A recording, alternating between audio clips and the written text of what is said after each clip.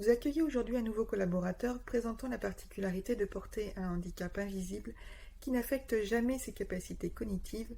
Je parle de l'autisme Asperger ou autisme de haut niveau.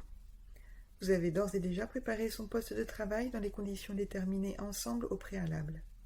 Je vous propose quelques clés pour faciliter l'intégration de ce salarié neuro extraordinaire.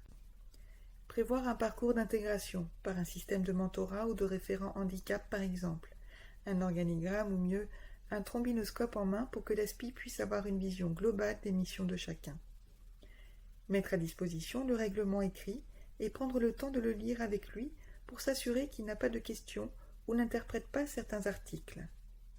Remettre un livret d'accueil explicitant notamment les habitudes comme les déjeuners, pauses, team building et règles de fonctionnement de l'entreprise lors des réunions, des entretiens, dans la tenue de son poste.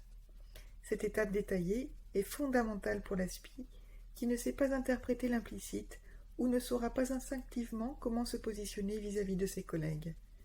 Pourquoi ne pas présenter également ce qui fait l'originalité de l'entreprise d'un point de vue RSE et ou politique handicap? Il semble indispensable de sensibiliser le collectif de travail et déterminer en amont de son arrivée en entreprise si le nouveau collaborateur souhaite ou non que son handicap soit connu des autres collaborateurs. Si oui, poser avec lui les modalités de la diffusion de cette information. Est-ce lui ou vous qui en ferez l'annonce et de quelle façon?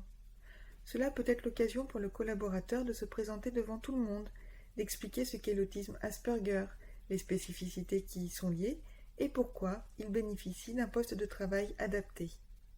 Cela permet de mettre d'emblée un terme aux inévitables préjugés et idées reçues associées au terme d'autisme. Il me semble utile que son responsable direct soit à ses côtés pour conclure que le recrutement s'est fait en toute objectivité sur la base des compétences et expériences au regard du poste à pourvoir. La nature humaine étant scalée, il ne faudrait pas que le nouveau collaborateur ASPI se trouve d'emblée stigmatisé par des jugements hâtifs et erronés. Enfin, prenez le temps de l'intégrer et à trouver ses repères. La personne qui l'accompagnera durant cette période d'intégration doit être bienveillante, patiente et prouver au collaborateur Asperger qu'il a toute sa place parmi ses collègues malgré ses spécificités. L'ASPI doit en échange pouvoir lui indiquer en toute confiance ce qui lui pose difficulté dans les interactions et habiletés sociales afin de ne pas être mis au banc de l'entreprise pour des maladresses auxquelles il ne peut rien.